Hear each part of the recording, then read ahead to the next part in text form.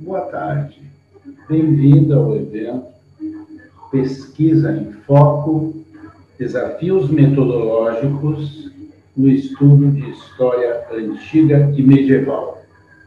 Eu sou Sérgio Alberto Feldman, coordenador do Letames de Universidade Federal do Espírito Santo. Eu sou graduado na Universidade de Tel Aviv, fiz meu mestrado na USP e fiz o meu doutorado na Universidade Federal do Paraná. Eu já fiz alguns estágios pós-doutorais em outros países. Eu tive no Conselho Superior de Investigações Científicas em Madrid, eu tive na Universidade Hebraica de Jerusalém, eu tive na École de Haute Étude de Sciences Sociales em Paris, e recentemente fiz um brevíssimo estágio na Rutgers University em New Jersey. O Letames é um laboratório pequeno, criado recentemente, que se localiza na Universidade Federal do Espírito Santo e está acoplado ao programa de pós-graduação em História Social das Relações Políticas.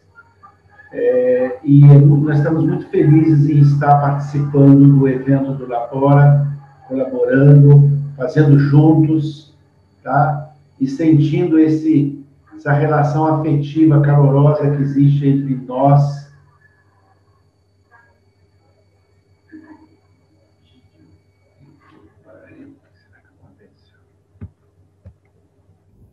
Olá, o Labora é um laboratório multidisciplinar dedicado ao estudo de temas transversais. Partindo do escopo cronológico da Idade Média, as investigações a que nos dedicamos podem avançar ou recuar no tempo e, ao mesmo tempo, expandir-se pelos territórios, tanto geográficos quanto culturais. Um dos pressupostos para essa dinâmica são os perfis de nossos membros e colaboradores, cujos temas e objetos transcendem o campo e a prática da história e transbordam para aspectos ao mesmo tempo múltiplos e singulares da sociedade, da produção humana. Cultura material, literatura, filosofia da história, antropologia da cultura, enfim, a variedade do diálogo com os campos do conhecimento nos fornece valiosas oportunidades para reflexão metodológica. Este evento reflete muito dessa perspectiva e desse esforço. Repensar o nosso campo do conhecimento e as nossas práticas de pesquisa. Agradeço imenso aos meus queridos e preciosos do Labora e do Letames, irmãos na vida acadêmica, que são os idealizadores e produtores deste evento. E convido todos a juntarem-se a nós. Muito obrigada. Vocês agora. Boa noite a todos e a todas. Sejam muito bem-vindos, bem-vindas ao Congresso Pesquisa em Foco, Desafios Metodológicos nos Estudos de História Antiga e Medieval, evento organizado pelo Labora, da Universidade de São Paulo, e pelo Letames, da Universidade Federal do Espírito Santo. Meu nome é Patrícia, eu sou pesquisadora do Labora, e eu vou mediar a mesa de hoje, que tem como tema os desafios metodológicos em história medieval. Eu lembro a todos que teremos 50 minutos para os debates e que as perguntas dos ouvintes poderão ser enviadas no chat do YouTube. Antes de abrir para o debate, eu vou fazer um rápido apanhado das principais questões levantadas nas comunicações. De um modo geral, todos os trabalhos abordam os diversos desafios enfrentados pelos medievalistas brasileiros, entre eles os problemas e as possibilidades do acesso digital aos documentos escritos medievais, pontos discutidos no vídeo, estudar a documentação escrita medieval em tempos digitais, desafios e possibilidades, do pesquisador Felipe Augusto Ribeiro, da Universidade Federal de Minas Gerais, os obstáculos, principalmente institucionais e de organização do conhecimento nos estudos de algumas temáticas do medievo, discutidos no vídeo Caminhos para a Pesquisa da História Medieval das Sociedades Islâmicas, da pesquisadora Emily Fonseca de Souza, da Universidade de São Paulo, e no vídeo Desafios e Barreiras na Pesquisa sobre a História Medieval Inglesa no Brasil, da pesquisadora Beatriz Brevillieri Oliveira, da Universidade de São Paulo,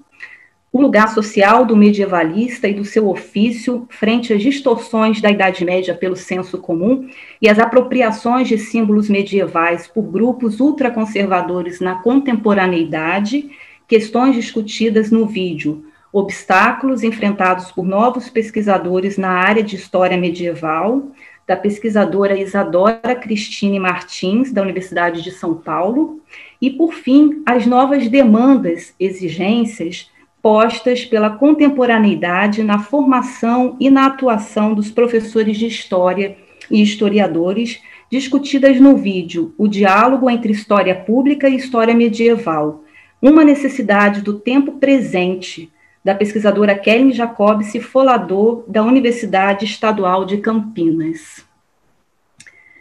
Bem, gente, para começar, eu queria fazer uma pergunta para o Felipe. Felipe, a partir da sua fala e também de algumas dificuldades com os documentos, com os manuscritos medievais na minha pesquisa atual, eu fiquei pensando que, apesar desse acesso que a gente está vivendo, né, esse acesso aos manuscritos medievais, facilitados hoje em dia pelas novas tecnologias, um conjunto de conhecimentos que o medievalista necessita para tratar, para analisar essa documentação, ainda é muito incipiente no país. E aqui eu estou me referindo às disciplinas de paleografia, de codicologia, diplomática, né, como você coloca no seu vídeo. E apesar de todo o nosso esforço, né, para desenvolver essas habilidades, né, recorrendo a manuais, a vídeos no YouTube, a cursos online, essas disciplinas têm uma dimensão prática muito grande, né? Então, eu queria saber se você acha que o conhecimento, essa necessidade crescente do conhecimento dessas disciplinas, né, dessas áreas do conhecimento, no tratamento dos escritos medievais por historiadores brasileiros, se isso pode favorecer a oferta regular dessas disciplinas nas universidades e em outras instituições aqui no Brasil. Na verdade, eu queria saber como você percebe isso, já que você tocou nessa questão dos manuscritos. Eu também lancei mão dessa crítica editorial no doutorado, que você propõe no vídeo, mas eu fiquei pensando sobre isso que eu coloquei por conta da minha condição agora, né, assim, de estar tratando um manuscrito que não tem edição crítica, né, e a importância da gente dominar essas outras áreas do conhecimento, ou pelo menos ter uma noção delas, né. Tá, estão todos me ouvindo? Bom, eu acho que essa resposta ela tem duas etapas, 2 pontos. Primeiro digamos, o estado da arte da coisa, como é que a coisa se encontra hoje, que é isso que você falou, ela é precária. Falta esse tipo de formação para nós, paleografia, codicologia, diplomática, e diferentes, né? São diferentes paleografias, são todas plurais. A paleografia latina é uma coisa, paleografia com grego é outra, paleografia com os documentos árabes são outra coisa, documentos persas, enfim. Codicologia diplomática, a mesma coisa. Aprender o latim, aprender o árabe, aprender o grego, quer dizer, tem as proficiências idiomáticas também. E, de fato, nós temos, a nossa área é magra nesse campo, né? Eu acho que, eu vou arriscar dizer no Brasil inteiro, claro que eu não conheço as realidades do país todo, mas sempre que a gente circula esses eventos, é esse tipo de notícia que as pessoas nos dão de norte a sul do Brasil. E eu acho que o que é importante dizer que eu não pude, né, nos exíguos 15 minutos dos nossos vídeos, eu não pude tratar, é que eu acho que já existia, mas está modificando, o campo digital tem modificado uma coisa que eu acho que já existe há algumas décadas,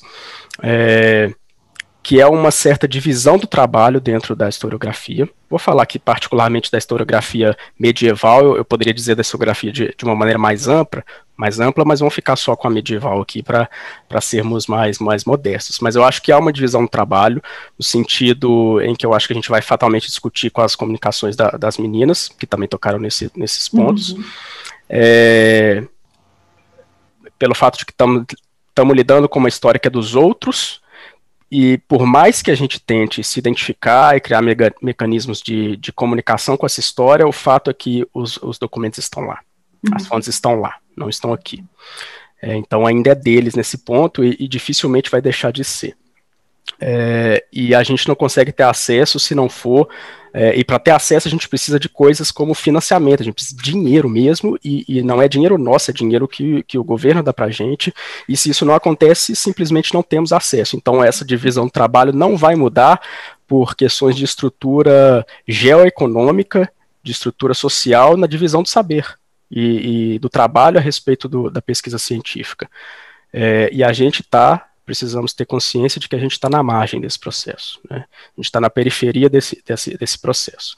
Sobre isso, eu acho que há conclusões boas e há conclusões ruins, mas eu vou deixar isso para depois. Então, esse é o primeiro ponto, há uma divisão, eu acho que há uma divisão do trabalho, e a gente precisa estar consciente do lugar que nos cabe nessa divisão do trabalho, que é um lugar marginal, que traz alguns benefícios, mas traz também bastantes limitações. E a outra parte da resposta... que você perguntou se esse investimento que a gente está fazendo e a digitalização das fontes pode ajudar em alguma medida a mitigar, se não reverter esse processo, no sentido de que agora que a gente tem manuscritos na mão, digitalizados, de repente a gente pode começar a investir em paleografia. Bom, eu acho que nesse campo, nesse ponto a gente pode ser um pouco mais otimista, mas é preciso... Pelos relatos de experiência que eu tenho visto, não só na minha instituição, na UFMG, mas em algumas outras também, eu acho que a gente precisa prestar atenção em como essas saídas estão sendo elaboradas.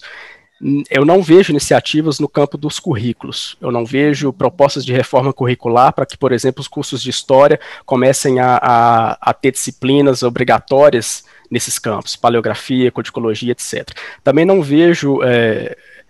Eu acho que as coordenações de cursos, os colegiados de cursos têm começado agora a refletir sobre um certo grau de abertura dos currículos para que os alunos possam fazer formação complementar em outras áreas, como, por exemplo, aprender os idiomas clássicos para poder trabalhar as fontes da história antiga e medieval. Eu acho que as principais iniciativas que eu conheço, especialmente na minha instituição, elas estão no campo da extensão, e no campo vamos dizer assim, dos grupos de estudos, dos laboratórios que têm se formado, que têm se multiplicado no Brasil nas últimas décadas, né? Até o começo dos anos 2000 a gente tinha pouquíssimos laboratórios, agora a gente tem, às vezes, numa instituição, 2, 3 laboratórios diferentes, congregando gente da área de letras, de filosofia e etc. E muitas vezes nesses laboratórios é que se gestam algumas soluções nesse campo. Por exemplo, a minha própria trajetória, eu só consegui acumular as proficiências linguísticas que eu tenho hoje para fazer história medieval, sobretudo o conhecimento do latim, através de um programa de financiamento da UFMG, que me deu, eu sou do quadro técnico da UFMG, que me deu bolsa para eu chegar lá no centro de extensão da Faculdade de Letras e estudar o latim. Né? Se não fosse isso, eu não teria condição. Então é nesse tipo de iniciativa que eu vejo que tem sido elaboradas algumas soluções para esse campo que a gente diagnostica como precário. Entende? E não acho que isso seja ruim, na verdade. Eu acho que a única coisa que falta, que eu diria que falta mesmo, é que os currículos absorvam essas iniciativas. Entende? Que os alunos tenham a possibilidade de integralizar suas horas dentro de um currículo que costuma ter 3.600 horas, integralizar horas fazendo essas outras disciplinas que vão compor esse campo do saber que morreu, vamos dizer assim, algumas décadas atrás, porque a gente não precisava disso. Aqui no Brasil a paleografia era basicamente para ler os documentos da história colonial, mas agora que com a digitalização a gente passa a ter acesso, pode haver um renascimento desse campo. Exatamente. Obrigada, Felipe. Por nada. Alguém quer fazer alguma questão, alguma pergunta no chat?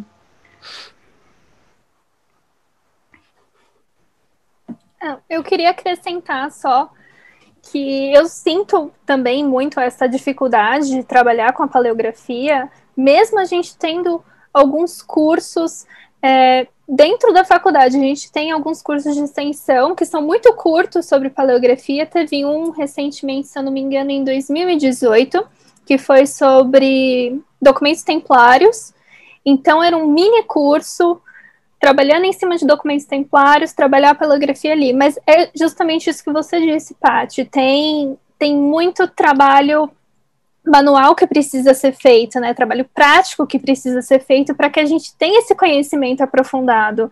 E, de fato, a gente não tem, né? E eu vejo muito como o Felipe fala, que parte da gente, dos alunos, tentar encontrar formas de, eu não vou dizer forçar, mas pressionar as universidades a absorverem, né, esse tipo de estudo, para que a gente possa ter uma formação mais capacitada e possa, de fato, estar preparado para lidar com esses documentos, sabendo que eles estão sendo digitalizados, ou mesmo, caso a gente consiga, né, ir ao local e ver esses documentos, né, ao vivo, que a gente possa ter também essa capacidade de ler esses documentos, né, como eu percebi, eu falo isso no meu caso, eu tive acesso digital a um dos meus manuscritos, e eu consegui, depois de um tempo, ano passado, que foi muito recentemente, né, minha pesquisa já estava no final, ver esse documento, né, eu consegui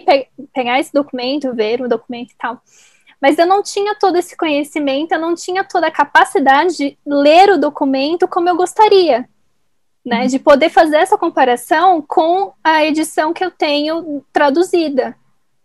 E querendo ou não, isso acaba prejudicando a nossa análise, né? A gente faz o nosso melhor, mas acaba prejudicando porque tem essa ferramenta dentro da nossa formação que a gente não tem. Exatamente.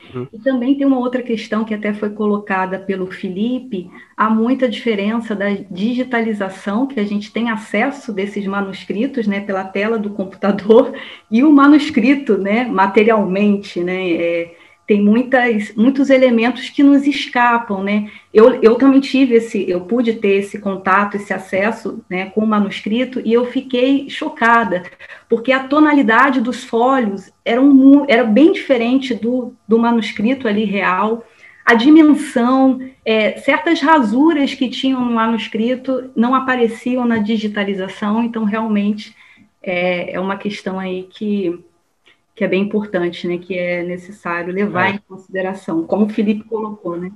Quando eu menciono essa divisão do trabalho, eu gostaria de frisar também que ela não é só, digamos, em nível de planeta, quer dizer, que nós aqui na América Latina estejamos relegados a essa posição. Nas conversas mais recentes que eu tive com pesquisadores estrangeiros, quando eu estava ainda no doutorado negociando uma ida para a Europa, durante o sanduíche do doutorado, e aí é claro que a minha principal intenção era visitar os arquivos. Eu falei, poxa, finalmente eu vou poder cobrir essa área cega da minha pesquisa e fazer paleografia, codicologia, etc. E aí, conversando com o meu tutor e outros membros do grupo de pesquisa lá na França, que me receberia, eles não estavam interessados nisso. Eles não estavam interessados em fazer paleografia nem nada. E aí é que eu percebi que para eles também tem uma divisão do trabalho em que eles acham que essa labuta de ir aos arquivos e lidar com a materialidade das fontes, paulatinamente, ela tem deixado de pertencer aos historiadores para pertencer a outra classe de profissionais, que é a classe dos arquivistas e dos bibliotecários. Então, eles, quando eu negociava com o meu tutor, ele dizia, não, Felipe, não perca tempo, você vai ter um tempo muito precioso em que você não vai lidar com os arquivos, porque isso vai te exigir muito, vai te exigir praticamente uma outra formação, uma outra graduação, e já tem gente preparada para fazer isso. Então, se contente em ter um bom latim para ler as fontes já editadas, porque o trabalho de crítica documental para gerar o produto editado, esse vai ser feito por um outro ramo de profissionais, por um outro grupo de profissionais. Então, essa divisão do trabalho é também neste nível, não no nível só dos países envolvidos nesse circuito, mas mesmo dentro de um país pródigo em arquivística como a França, e entre os italianos também, eu poderia dizer, já há essa noção de que essa pesquisa primária, que a gente diria, que seduz aqui o brasileiro, porque a gente fica seduzido, inclusive, com a imagem dos manuscritos, né? A gente quer ter aquilo na mão, estudar, tem cores, é chamativo e etc. Isso que seduz a gente, para eles, já está já está passando. Para eles já é uma coisa que à medida que o nosso saber vai se especializando e é exigido que a gente se aprofunde mais, cada vez mais, em poucas coisas, então esse trabalho grosso tem ficado para outro tipo de profissional. Felipe, interessante você colocar isso, porque eu tive a oportunidade de ficar alguns meses na Universidade de Bolonha, e a impressão que eu tive foi totalmente diferente. Eles imaginam, pelo menos as pessoas, né, os professores, os alunos que eu tive contato, eles já supõem que a gente já domine essas áreas. Então, é como se ele fosse o básico deles, pelo menos, estou falando aqui de Bolonha, né? E é interessante você colocar isso, porque era uma informação nova, né, que eu não sabia. Eu tive uma outra impressão desse... Pode ser que isso varie de acordo com o lugar, né? Claro, então, claro. Eu imagino que uma escola como a bolonhesa, que é muito tradicional, ainda valorize bastante esse tipo de trabalho, e também precisaria ver como é que é o currículo e a política educacional dos bolonheses. Do período em que eu passei em Roma, eu realmente acho que os italianos ainda dão bastante importância a isso, porque é um patrimônio histórico muito rico que eles têm, não é? Eles não poderiam deixar de explorar isso, porque isso inclusive é rentável, mas eu tenho a impressão de que essa valorização ela está se separando do currículo de história, é isso que eu queria dizer. Assim, que não é que está deixando de ser valorizado, está sendo muito valorizado, mas para um tipo de profissional que, se já não é, daqui a pouquinho vai deixar de ser o historiador para ser o arquivista. Felipe, Oi. Eu queria dizer que eu me senti muito contemplada com a sua fala. Eu acho que as dificuldades que você enfrentou são as dificuldades que a gente enfrenta, todos nós enfrentamos, né, em algum grau nas nossas pesquisas.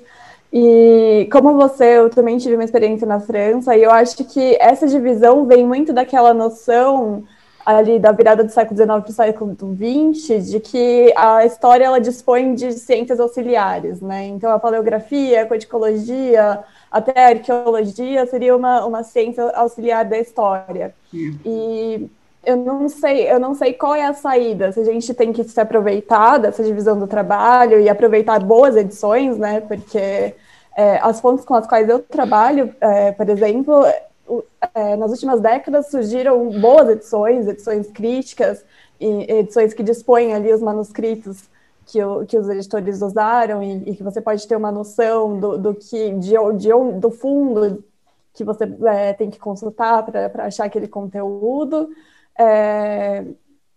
Ou se a gente realmente tem que despender tempo precioso das nossas pesquisas para ir aos manuscritos. Eu acho que é super importante, mas eu acho que a gente também pode aproveitar dessas novas edições, que não são as do século XIX, né, que tem defasagens de tradução, e elas não são neutras, obviamente, mas eu queria ouvir um pouco você sobre isso. Bom, a minha resposta ideal, quer dizer, aquilo que afagaria o meu ego, eu gostaria de dizer que a gente deveria investir nisso, porque é recompensador, assim, eu acho que é satisfatório para a gente quando a gente consegue lidar com outras camadas da pesquisa, né, com dimensões que complementem a nossa pesquisa, porque realmente em alguma medida, eu acho que a gente fica... Eu não sei vocês, né? Eu estou compartilhando um relato pessoal aqui, uma impressão pessoal, de que a pesquisa fica, de alguma maneira, incompleta se a gente não tem acesso pleno às fontes, né? Então, a minha primeira resposta seria, bom, vamos investir nisso para a gente tentar ter o máximo de acesso possível. Mas a minha resposta pragmática diz o seguinte: não, vamos explorar o que a gente tem, porque... lidar com ir aos arquivos e lidar com essa documentação é uma coisa muito grande que não depende da gente, depende de política de Estado, né? A Patrícia aí, que também lidou com os italianos, os bolonheses, com o pessoal da França que eu lidei, inclusive havia uma rixa, agora eu estou fazendo até um pouco de fofoca, mas assim, e essa fofoca vai estar no YouTube, mas tudo bem, eu prefiro que ela esteja lá para a gente provocar as pessoas. Vamos utilizar o que as meninas já chamaram a atenção, já que a gente está aqui no Brasil e não tem nada a ver com os nacionalismos dele, vamos provocá-los. os franceses acham os italianos super pão duros, no sentido de que eles não investem em digitalizar e disponibilizar os seus arquivos. Isso é verdade. O Estado italiano investe pouco, porque ele não está interessado em disponibilizar esse manancial para que estrangeiros explorem, e mais do que isso, na verdade, o Estado italiano é pobre para investir nisso. Agora, como é que a gente vai fazer, o que a gente tem para fazer a respeito da riqueza que o Estado italiano vai investir nisso ou não? Nós não temos o que fazer, então a gente acaba precisando das edições. Então, a minha resposta pragmática para a sua interpelação, que eu compartilho dela também, assim, eu compartilho o seu incômodo, que era a proposta do meu vídeo, né? Vamos então investir em discutir as edições e quem sabe em fazer edições e traduções, mas aí já é um outro tópico, eu não vou me alongar muito nele para eu não monopolizar o tempo. A gente deveria também discutir, já que a gente está já num quadro bastante consolidado em que a produção docente, que a produção do pesquisador é quase toda quantificada e a gente está na era do homo lattes, né? E geralmente traduzir e disponibilizar documentação, fazer edições de fonte mesmo, montar dossiês, isso não é muito valorizado. Quantos pesquisadores que a gente tem que preferem, no lugar de publicar um artigo, de publicar um livro, traduzir uma fonte antiga, traduzir uma fonte medieval, fazer uma edição crítica? Nós temos isso pouquíssimo aqui no Brasil, não só porque nós temos poucos recursos e instrumentos, mas também porque é pouco valorizado, porque você vai fazer um trabalho enorme para no final contar pouco para o seu Lattes, contar pouco para o seu departamento, contar pouco para o seu programa de pós-graduação. Então, mas isso, enfrentar esse problema me parece que está mais ao nosso alcance, porque aí a gente pode discutir política pública brasileira e não precisa discutir a política pública italiana. Isso eu acho que está mais ao nosso alcance e eu acho que valeria mais um investimento nesse sentido. Ótimo. Perfeito. Desculpe, Isa. Obrigado, gente. Felipe, teve uma pergunta aqui no chat do YouTube, da Laura. Ela gostaria que você contasse um pouco mais da sua trajetória com o uso de tecnologias para auxílio da sua pesquisa. Ela até citou um pouco dos acervos online, coisas desse tipo. Oi, pode falar. Eu interrompi. Felipe, tem como Sim. você dar uma segurada nessa sua resposta? Só Sim. para eu poder passar, porque senão a gente não vai ter tempo. Vocês me desculpem, Sim, gente. claro. Pode ser indelicado, mas é só para a gente dar uma... Claro, eu também tenho perguntas para as meninas, então vamos rodar. Obrigada, Felipe, mas se guarda e daqui a pouco a gente retorna a ela. Sim. Eu queria fazer uma pergunta para Bia, Isa e Kelly. Na verdade, é uma pergunta para as três, porque eu observei que tem elementos na fala de vocês que se repetem nos vídeos, né? Principalmente no que tange aos novos espaços que o historiador, que o medievalista precisa ocupar, né? Principalmente nesse momento agora, em que o passado medieval é apropriado, né, por grupos de extrema-direita, em que há negação da ciência, né? Então, eu queria saber de vocês como vocês percebem esse impacto dessa conjuntura, né, atual, desses novos espaços, né, que o medievalista precisa ocupar na medievalística brasileira. Ou seja, vocês acham que está havendo uma mobilização nesse sentido ou não? Se há resistências? Queria que vocês falassem um pouco aí de como vocês percebem essa conjuntura e quais seriam as dificuldades em explorar esses novos espaços, de acordo com a experiência de ensino de vocês, de pesquisa. Posso falar? Então, sobre a primeira pergunta, vocês conseguem me ouvir? Sim, né? Uhum. Sobre a primeira pergunta, eu percebo que, principalmente de 2015 para cá, né, como eu mencionei no vídeo, quando houve aquela ameaça de retirarem o ensino de história medieval da Base Nacional Comum Curricular, eu acho que de lá para cá, os medievalistas, eles começaram a se preocupar mais com a questão do ensino, né? Então, hoje eu conheço algumas pessoas que têm, inclusive, trabalhos institucionais, projetos de pesquisa, e que trabalham com a divulgação dessa história para a sociedade, né? Não mais apenas para os nossos pares, para os grupos que dialogam com a gente, para outros acadêmicos, né? Mas visando também um público mais amplo. E aí, nesse sentido, as redes sociais, elas são de extrema importância, né? E eu penso que essa ser uma preocupação, por exemplo, de quem está na universidade, é importante porque quem está na universidade tem ainda um pouco mais de condições de angariar recursos, por exemplo, em projetos, junto a agências de fomento, para poder investir nisso. Porque nos últimos anos a gente tem visto muito esforços individuais de historiadores, de medievalistas, né? Esforços individuais a fim de tentar se aproximar da sociedade, tentar levar a discussão que é feita dentro da academia para a sociedade, para o grande público, e aí eu penso que as redes sociais são super importantes, né?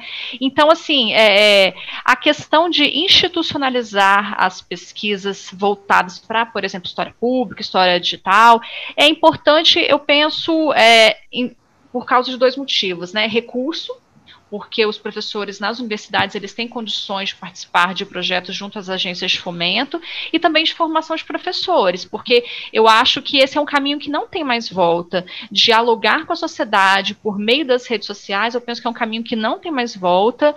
Os nossos alunos no ensino básico, eles já lidam com essas tecnologias, a escola, o ensino de modo geral, o ensino de história não pode se distanciar disso.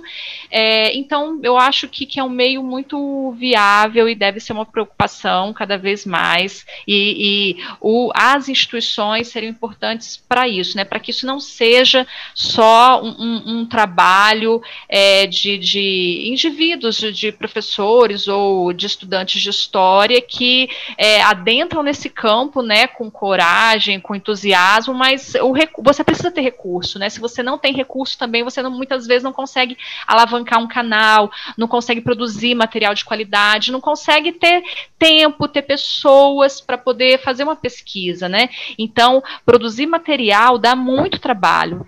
Seja um simples post, como vocês viram lá no Facebook, né? Quem teve a oportunidade de ler, que os meus ex-alunos escreveram, um simples post de 30 linhas, esses alunos passavam quase um mês, às vezes 2 meses, escrevendo, reeditando, mandando para mim, fazendo pesquisa, eu corrigia e eles retomavam a escrita. Então, imagine quem precisa ter esse tipo de comunicação mais frequente, né? Então, eu acho que quando as instituições universitárias, né, a universidade enquanto uma instituição, os professores, os grupos de pesquisa investem tempo nisso, eu acho que eles têm uma infraestrutura, pode concorrer a projetos, tem alunos para participar, então eu acho que tem mais pessoas também, né, a gente precisa de pesquisadores para poder produzir esse material e às vezes individualmente é muito mais difícil, então nesse sentido eu acho que é importante isso partir também das universidades, né, eu dei o exemplo do Leme na minha apresentação. O Leme, aí da USP, assim como o projeto Barbaridades Medievais da Universidade do Triângulo Mineiro, que é excelente, né? Quem não conhece no Instagram, procure lá, que é muito bom. Posso responder? Obrigada, Paty, pela pergunta. Eu me sinto contemplada pela fala da Kellen. Eu acho que a gente tem que estar em comunidade, e esse trabalho não é um trabalho que se produz individualmente. E, assim, especificamente na medievalística brasileira, a gente tem iniciativas que tocam muita gente, né? A gente tem o NEV, que é o Núcleo de Estudos Escandinavos, que está baseado na UFPB, que ele alcança muita gente.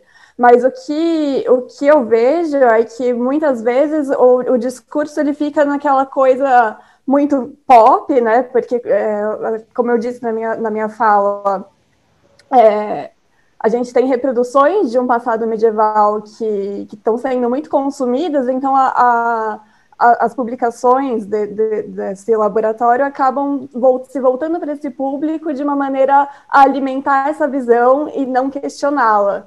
E eu acho que isso é problemático na medievalística brasileira.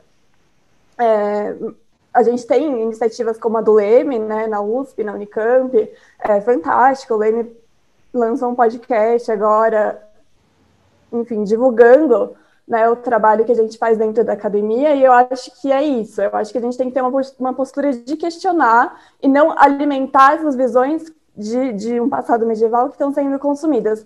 E aí, nesse sentido, em comparação com a medievalística norte-americana, por exemplo, eu acho que eles estão muito mais organizados, porque quando, em 2017, a gente teve a marcha em Charlottesville, lá na Virgínia, a nota que eu compartilhei com vocês durante minha fala saiu em vários jornais, e os Estados Unidos também é um país que não tem um passado medieval, né?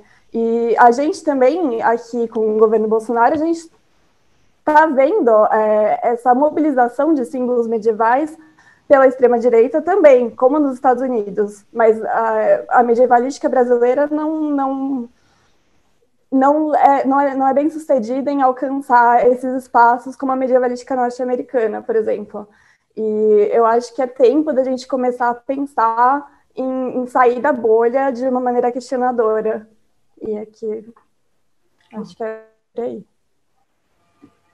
Bom, eu só vou fechar então, porque eu acho que as minhas colegas disseram praticamente tudo. Eu concordo com o que a Kelly disse, o que a Isadora disse, e que de fato é muito difícil para a gente conseguir, né, sair do campo da academia e dos nossos pares e divulgar de uma forma que o público também entenda, porque não adianta a gente querer divulgar o que a gente pesquisa tal como a gente compartilha entre os nossos pares para o público leigo, porque eles não vão conseguir entender a parte das minúcias, sabe? Da linguagem acadêmica que a gente acaba desenvolvendo. Então, sim, é um processo que tem que ser trabalhado. A gente precisa trabalhar também a linguagem com que a gente fala, né, e com que a gente aplica nesses posts, por exemplo, né, como a gente vai divulgar isso para crianças, adolescentes, jovens, adultos, são linguagens diferentes, então são coisas que precisam ser alteradas. E eu percebi, e eu imagino que a Isadora, a Emily e a Maria Vitória também, em nosso trabalho comunitário aí de monitoria dentro das matérias da graduação, a gente percebe que o interesse em história medieval tem crescido fora da universidade, fora da FUFELESH, por exemplo, fora da Faculdade de Filosofia. A gente percebe que tem muitos alunos de outras faculdades que vêm fazer a matéria de história medieval porque tem esse interesse que vem da parte da fantasia, desses discursos que eles escutam, né, que vem desse imaginário medieval. E eu acho que faz parte também do nosso trabalho, a partir do momento em que eles mostram esse interesse, também está ali para educá-los, né, para ensiná-los, olha, eu acho muito interessante que você goste disso, mas você precisa entender que é assim, entendeu? Que tem toda essa historiografia a ser trabalhada. Então, é legal você gostar de Game of Thrones e Tolkien, e Harry Potter e todo esse universo, mas você também precisa entender que esse ideário medieval não é isso, né? Você precisa entender que existe uma historiografia, um estudo sobre o que foi a sociedade medieval e as sociedades medievais, né? Lembrando que a Emily está falando fora da Europa, né? Então a gente tem que pensar também nesse mundo que está fora da Europa. Não adianta ficar só com essa imagem de a sociedade medieval só aconteceu naquele núcleozinho. E mesmo falando em Europa, uma coisa que eu falei no meu vídeo, que a gente vem de uma tradição, pelo menos dentro da FUFELESH, a gente vem de uma tradição muito francesa de estudo medieval. Então, nos nossos cursos de história medieval, a gente trabalha muito historiografia francesa, a própria história da França, de como o reino da França foi constituído. A gente não fala de outros reinos, nós não falamos das sociedades árabes. E no meu caso, não se fala da sociedade inglesa e como ela foi formada. Então, precisa ter essa pluralidade também dentro da própria universidade, discutir essas outras sociedades para que, tendo esse conhecimento, a gente consiga expor para esse público, né? Sem ter esse conhecimento prévio, a gente também não tem como falar. Parte também do nosso conhecimento compartilhado para a gente conseguir desenvolver essas diversas falas, né, para os diferentes públicos entenderem o que a gente está fazendo, o que a gente está trabalhando. E aproveitando essa fala da Bia, eu vou pular para a Emily. Emily, eu fiquei bastante curiosa a respeito da sua pesquisa. Eu queria que você falasse um pouquinho sobre a problemática da sua investigação, e eu fiquei pensando também de que forma essas abordagens revisionistas, como a história global, né, considerado um novo campo de estudo por alguns historiadores, elas interferem na sua pesquisa. Não sei se você já parou para pensar nisso, veio em mente, e aí eu queria saber se você já fez essa relação, se você saber um pouco aí do seu percurso aí em relação à pesquisa e essas abordagens. Boa noite, gente. Boa noite a todos e todas. Bom, vou tentar ser breve também para a gente não ficar tentar monopolizar, porque assim, é difícil a gente começar a falar da nossa pesquisa e não, né, disparar. Mas durante o mestrado, eu só vou voltar um pouquinho, né, porque para poder chegar na minha pesquisa de doutorado agora. Durante o mestrado, eu pesquisei uma crônica, aliás, excertos de uma crônica, né, do século XIII, e que tratava, enfim, da questão, e eu comecei a investigar, então, a questão do discurso desse historiador sobre a unificação política do que a gente hoje conhece como Síria, mas, assim, essa região do Levante, e a partir daí eu comecei, então, a ter que voltar um pouco para entender como, para fazer uma análise retórica desse discurso, eu comecei então, a voltar um pouco para ver como essa retórica era trabalhada também nessas sociedades islâmicas, né? Então, a partir daí surgiu, então, a minha problemática do doutorado, que é realmente tentar entender, então, como circulou esses trabalhos e essas traduções da retórica e esses comentários das retóricas, né, de Aristóteles, mas pelos árabes, e a partir daí como isso influencia na escrita historiográfica durante esse período do Islã clássico, né? Então, essa é um pouco a minha problemática. Eu acho que a história global, nesse sentido, ela interfere, ela atravessa essa temática, porque, enfim, você está falando de movimentos, né? De movimentos de conhecimento que saem dali dessa região que era essa região ocupada pelos gregos, né? E que através que a gente conhece, né, eu vou até usar um termo aqui que é mais conhecido como a Era de Ouro do Islã, então que você tem esse incentivo às traduções, e que é até legal isso, né, porque já quebra um pouco daquele estereótipo que é criado do Islã, de que né, era um período de muito incentivo às traduções, aliás, de incentivo ao conhecimento. Você tinha as casas de sabedoria, que eram esses lugares onde as traduções eram feitas, que eram onde os iletrados iam para, enfim, se instruir em todas as disciplinas possíveis, né, para eles. Então, você tem esse conhecimento circulando de uma forma muito grande, que ocupa todo o Império Islâmico. Então, é um império extremamente extenso. Então, que você vai ter Ásia, Oriente Médio, Europa, né? Então, você vai ter esse conhecimento que vem traduzido, mas reinterpretado dentro da cultura árabe por esses letrados, por esses filósofos árabes, e depois isso vai ser levado para a Europa, né? E são essas primeiras traduções, inclusive, que a escolástica vai usar, né, para poder fazer os seus primeiros trabalhos. Então, do Averroes, enfim, né? Então, eu acho que essa história ela é completamente global, né? Não tem, eu acho que talvez eu até faça um pouco dessa história global, estou me colocando agora, me repensando a minha categoria agora. Mas eu acho que isso é muito importante, mas eu acho que aí nesse sentido também a gente, eu parto de um lugar completamente ocidental, né? Então, quem escolhe estudar uma sociedade tão diferente, tão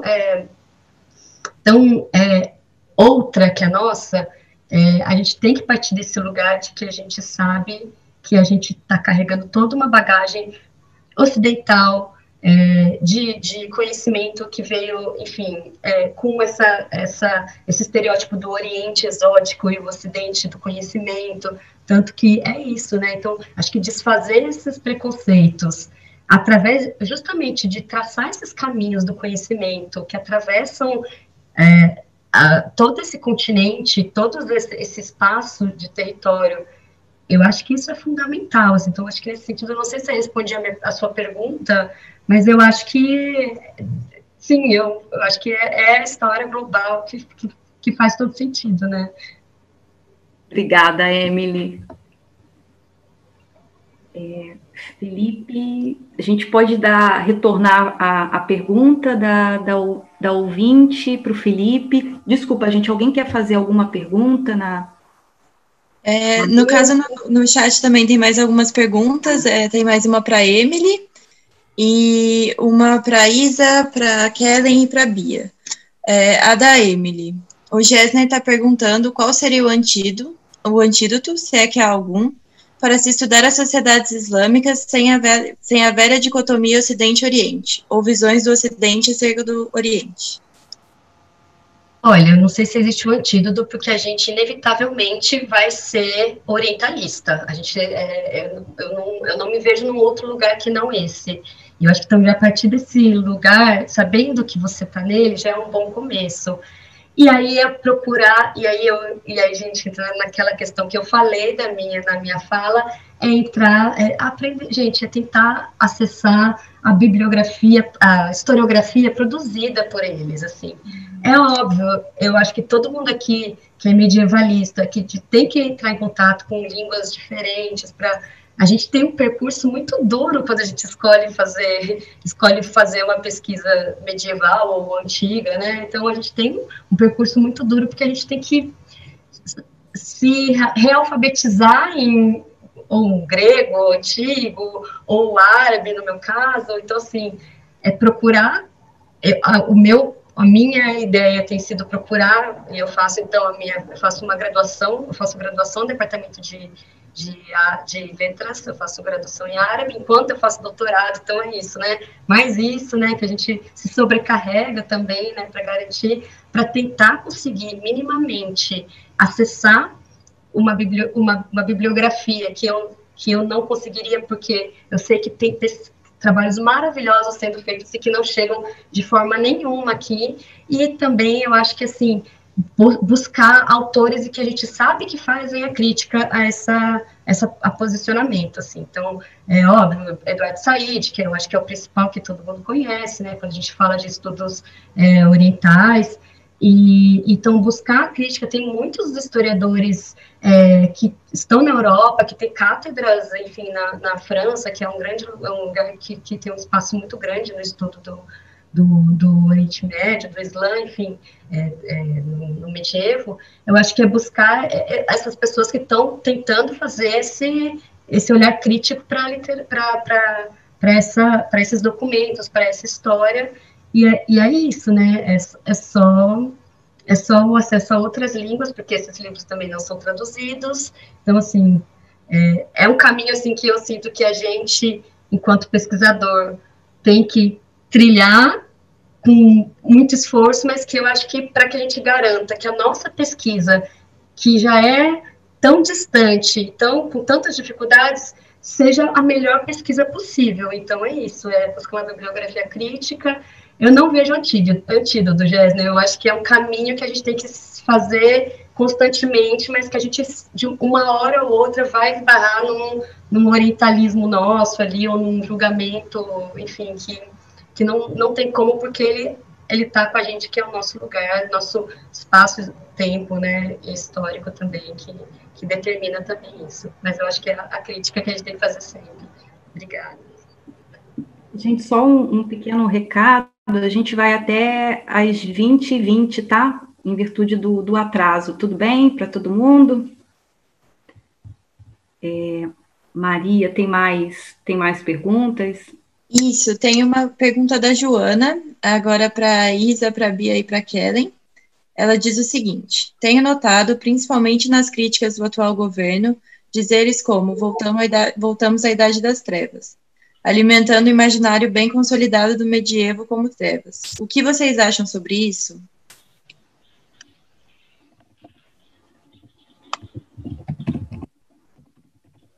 Bom, é bem complicado, né? Porque, assim, a gente tem aí no século XX iniciativas historiográficas para contrapor essa visão, que é uma visão que vem do século XIX, muito do Renascimento, né? E o século XIX vai herdar essa visão.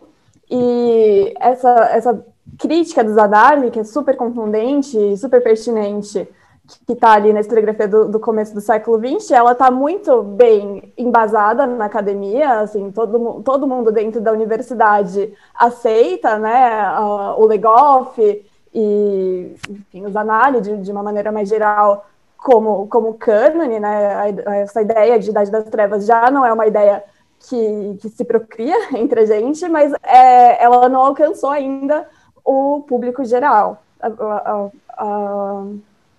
o público fora da academia. Isso... Só estamos eu e você aqui. Enfim, isso eu acho que é um problema para a gente que está pensando em parametrizar aqui no Brasil. E eu não vejo muita saída disso, porque, assim, por mais que a gente tenha iniciativas, e eu cito aqui novamente o Neve, por mais que seja... Tem o microfone aberto aí que está dando uma interferência. Por mais que a gente tenha o Neve, que vem desse lugar mais confortável, né, de fazer posts que abraçam esse público mais geral, e quando ele posta alguma coisa que é mais questionadora, por exemplo, questionando a sociedade viking como uma sociedade de pureza racial, a postura é atacar o laboratório e atacar as pessoas que fazem pesquisa. Então, eu acho que isso é o cerne do problema que a gente tem que enfrentar como medievalistas aqui no Brasil. Por um lado, combater essa ideia de Idade das Trevas, porque isso vem de uma visão muito progressista, né, do século XVIII, de história, de que a gente sempre caminha para o progresso e qualquer coisa que volte é medieval, e quando, na verdade, o futuro é muito mais pessimista que foi o passado, né?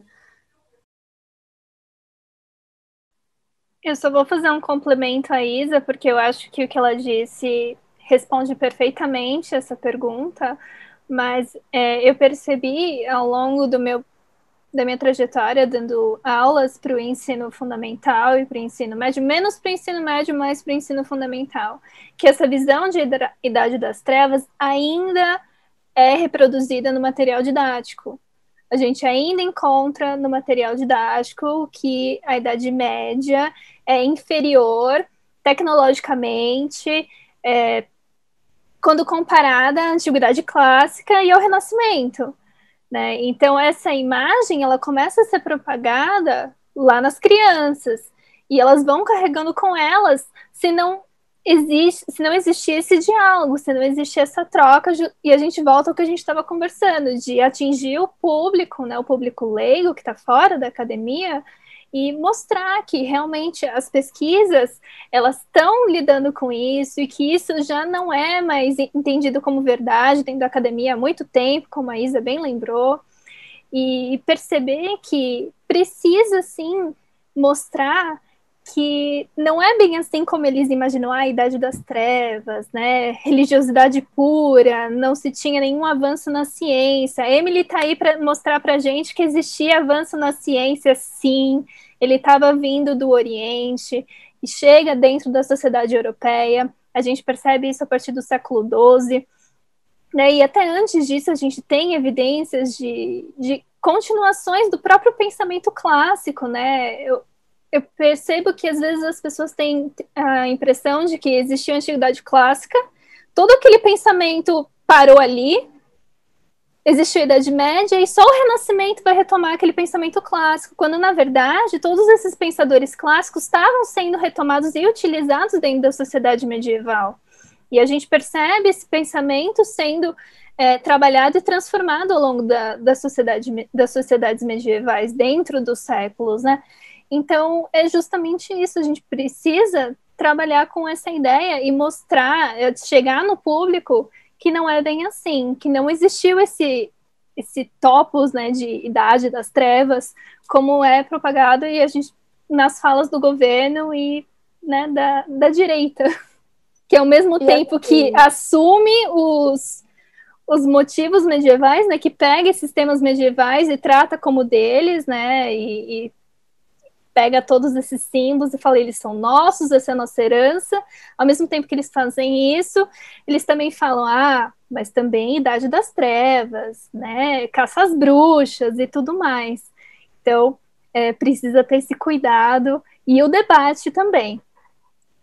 E assim, eu queria fazer um adendo que agora a gente está em tempo de pandemia, né? Então, o que as pessoas lembram sobre a Idade Média é a peste negra. E aí, algumas semanas atrás, uma medievalista norte-americana escreveu um artigo sobre como era exaustivo ser uma medievalista da peste negra em tempos de pandemia, porque todo mundo fica comparando como se a gente estivesse na Idade Média. E ela fala, bom, mas na Idade Média era a obrigação de cuidar das pessoas, de fornecer cuidados e fornecer atendimento médico era visto como uma obrigação sagrada. E aqui nos Estados Unidos a gente não tem universal healthcare. Quer dizer, o que é medieval e o que não é, né? Kelly? Oi, estão me ouvindo? Desculpa, gente, aqui com criança pequena e outras, meu esposo em reunião também, eu não ia conseguir falar lá porque tive que trocar de local, né? Então, essa questão dos livros didáticos, por exemplo, eu que estudei história medieval, sei lá, acho que na década de 90, vocês estão ouvindo, eu que estudei história medieval na década de 90, os livros didáticos ainda traziam, né, esse estereótipo sobre Idade Média como Idade das Trevas. Os livros atuais, talvez com raras exceções, eles não trazem mais, né? Mas, como as meninas mencionaram, é algo que fica no imaginário das pessoas, por quê? Por causa do exíguo conhecimento sobre história, de um modo geral, e história medieval, principalmente, né? Nós não tivemos história medieval. História medieval, a gente lida com história medieval como uma alteridade, precisa de um poder de abstração muito mais intenso dos alunos para entender, para compreender uma realidade que, a princípio, está tão distante, um tempo tão recuado.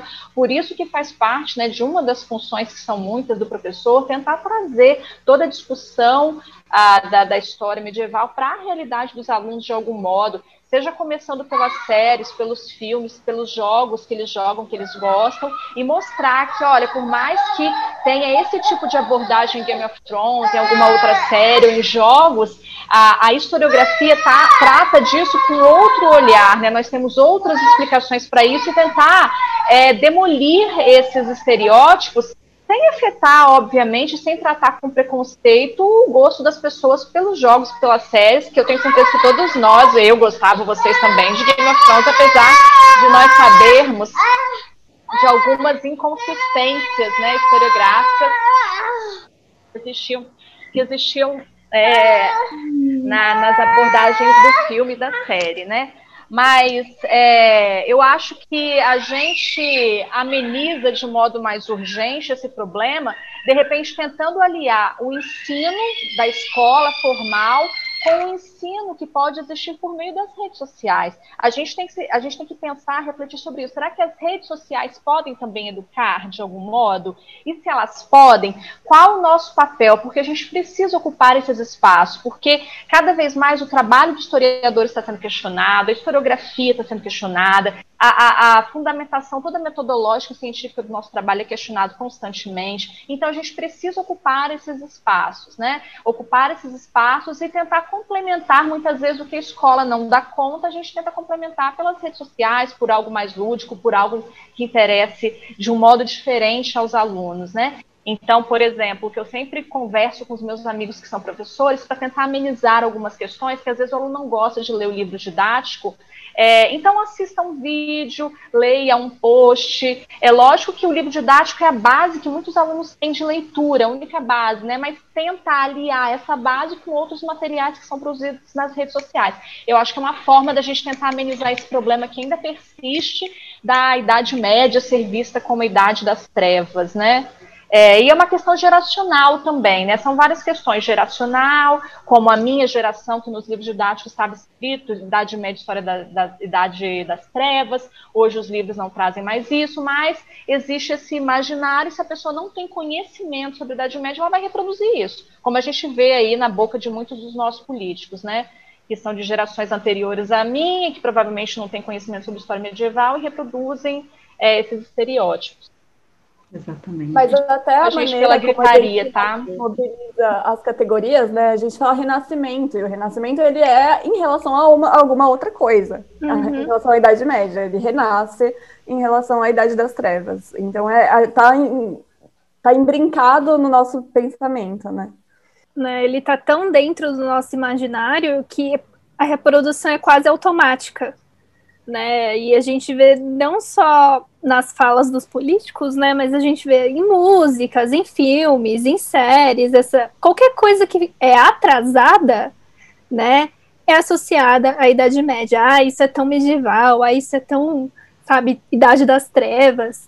Então é uma coisa que tá tão automática que precisa ter esse momento de pausa e desconstrução, sabe? Precisa derrubar isso, precisa demolir, para que só assim a gente consiga entender realmente o que foi a Idade Média. Em muitos momentos, os posts que os meus ex-alunos escreveram, né, não sei se vocês tiveram tempo de ler e tal, trabalha justamente isso, né, de tentar revisitar o medievo e jogar por terra mesmo esses estereótipos, né? Então eles se questionam, vocês estão falando que o que a gente está vivendo agora é medieval, vamos comparar então o que é ser medieval, como esses cuidados, né? Os cuidados com a saúde, comparando os Estados Unidos nesse momento, a peste negra, do Covid com a peste negra, né? Então tem vários momentos que a gente taxa o presente de medieval, e se a gente for comparar realmente algumas questões que ocorriam no medievo são bem diferentes, e a gente deveria taxar esse momento agora como um momento super complicado e obscuro, e não aquele do passado, né? Então os posts também foram escritos para tentar acabar ou diminuir, né, esses estereótipos sobre o medievo em várias questões, né? Religião, sexualidade, ciência. E eu acho que é um problema epistemológico também, né? E aqui eu referencio a pesquisa da Emily, super importante, e da gente usar a metodologia da história global, porque, afinal, a Idade Média é uma categoria europeia. Então, quando a gente usa a história conectada, quando a gente sai da fronteira do nacionalismo, a gente consegue vislumbrar aí pontos de iluminação, né? Como o Islã. E é por isso que a gente faz um trabalho interdisciplinar na Labora, que é incrível. Ótimo. Deixa eu só, gente, porque assim, por conta do horário, deixa eu só voltar à pergunta que fizeram para o Felipe no início, que eu pedi para ele dar uma segurada para que ele possa também responder. Maria, você lembra qual é a pergunta? Por favor. Só um instantinho que eu vou recuperar ela aqui. Tá.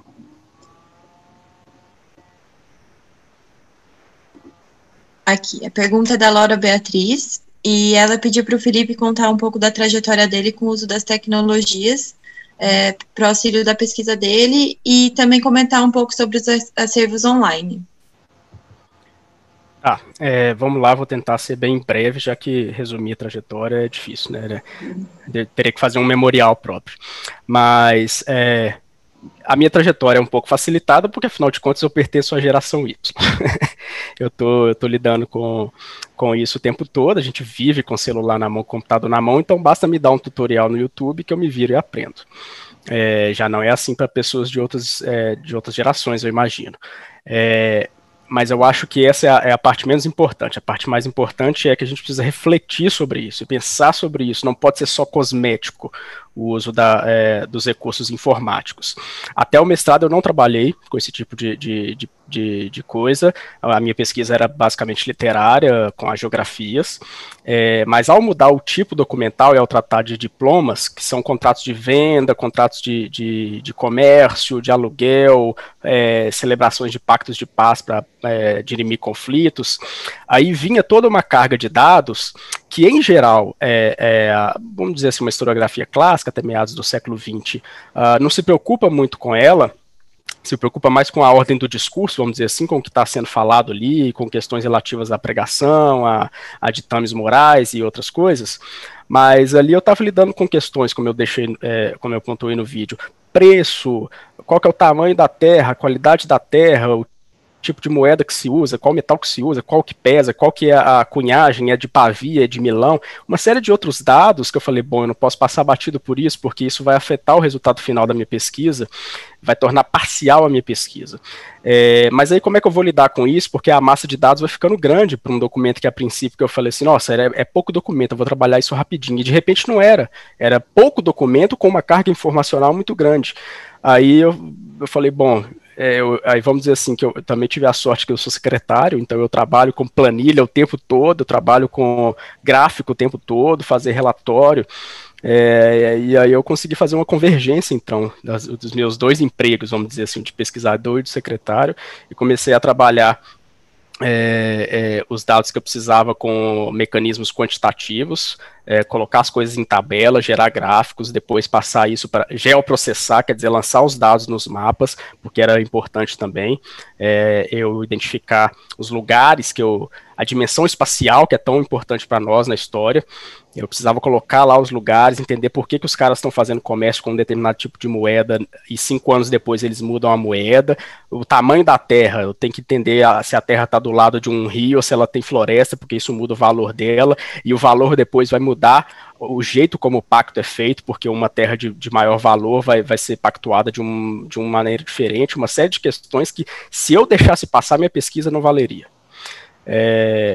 Então eu comecei a lançar primeiro mão de ferramentas mais simples, pacote Office, quem não domina isso hoje, mas há uma série de outros aplicativos e softwares mais avançados, GEF, o QGIS para fazer geoprocessamento, uma série de coisas que eu, modéstia à parte, não domino, tem gente na internet aí muito melhor para ensinar sobre isso, mas, bom, a lição que eu tenho para falar a esse respeito, para não consumir muito tempo, assim como tudo no estudo de história, o uso de recursos informáticos tem que vir de um apelo da fonte. Se a fonte te demanda, você usa. Se ela não demanda, não usa, porque senão vira cosmético e congestiona a escrita, o registro escrito da pesquisa. Eu tentei evitar isso na minha tese, bom, a banca não reclamou, então eu acho que deu certo, mas a partir disso eu tenho começado a tentar já prever esses mecanismos e a refletir sobre uma metodologia de emprego deles, tá? Para eu não fazer um emprego também gratuito.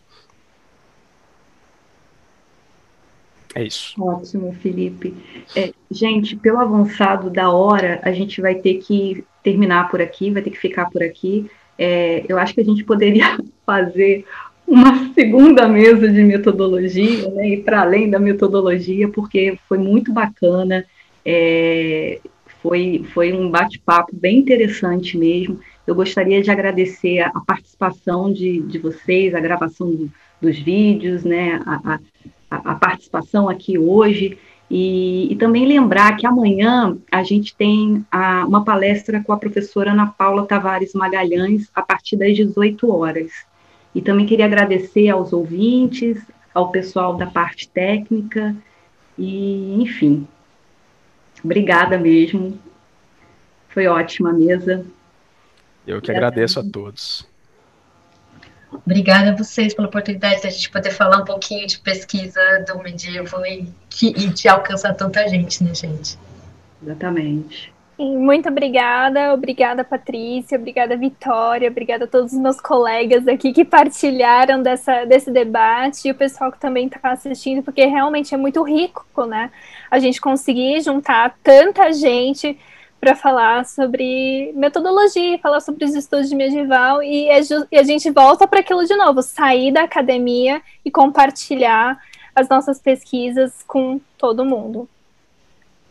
Falando, gente, falando em sair da academia e compartilhar, convido a todos, inclusive aqueles que estão assistindo pelo YouTube, né, a essa mesa, que acessem lá o meu vídeo da apresentação, acessem os links para vocês lerem os posts que os alunos escreveram, né? São 12 posts, são curtinhos, vocês leem rapidinho, espero que vocês gostem. Bom, obrigada, Paty, obrigada, Vi, todas as meninas do Labora. Eu acho que é incrível a gente estar sempre em diálogo e agora em diálogo com outros pesquisadores de outras instituições, né? A gente constrói conhecimento coletivamente dentro do laboratório, mas está sendo incrível essa experiência com o Letames e, enfim, com todo mundo que participou aí. Gente, obrigada, foi uma mesa ótima, adorei as discussões e todos os vídeos ficaram incríveis, as falas mais ainda, então parabéns. Bom. Boa noite, pessoal. Obrigado a todas. Tchau, boa noite. Boa noite.